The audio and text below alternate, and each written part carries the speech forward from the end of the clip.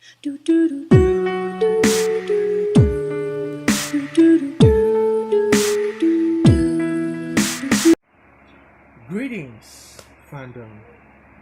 In this video, I have a great many things to discuss with you. Well, some of them I will not really be going in depth when it comes to that, and I will just discuss some of them in a more in-depth manner in my future videos, with like this and like that and all that other stuff. But I just like to tell you guys that I'm halfway through with this movie marathon that I've challenged myself and all of you as well to do, and I gotta say, it's become a huge phenomenon with just 6 films, 2 trilogies, which were the only ones that I've watched so far. The 6 original episodic films of Star Wars, and I gotta say, they may be 2 completely different stories, but like each one of them had a huge impact. And another thing is that this franchise itself has been a very abundant source to memes. And I gotta say, I've been making quite a lot of memes out of those given references, which has given me a huge ton of karma during the past 2 months. I'm still dead stuck at 1K because I haven't been posting lately. Same goes for waste posting because I wanted to tell those people that hey, I'm still doing this movie marathon, and once I'm done, I will come back. Alright? Let's get right into it. So, with the original trilogy, it all just starts off humble but ends very epic.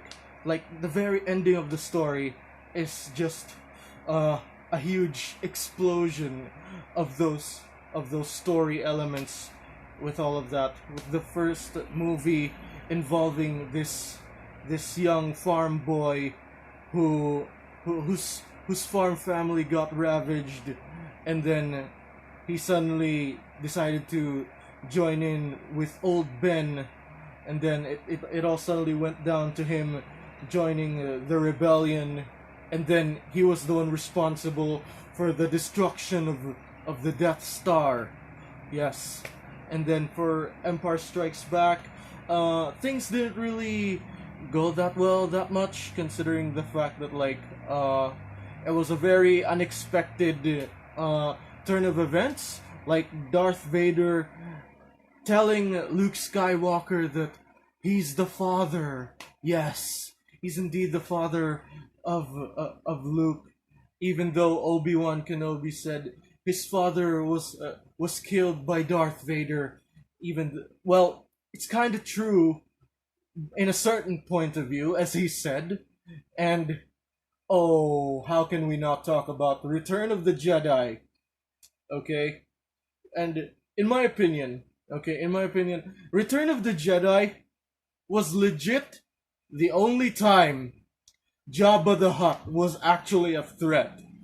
Like goddamn, like the moment Boba Fett gave Han's carbonite frozen body to Jabba the Hutt, and Luke Skywalker had to follow him, and then uh it turns out that like Jabba the Hutt had this pet rancor that was like underneath the floor of his base, his palace rather.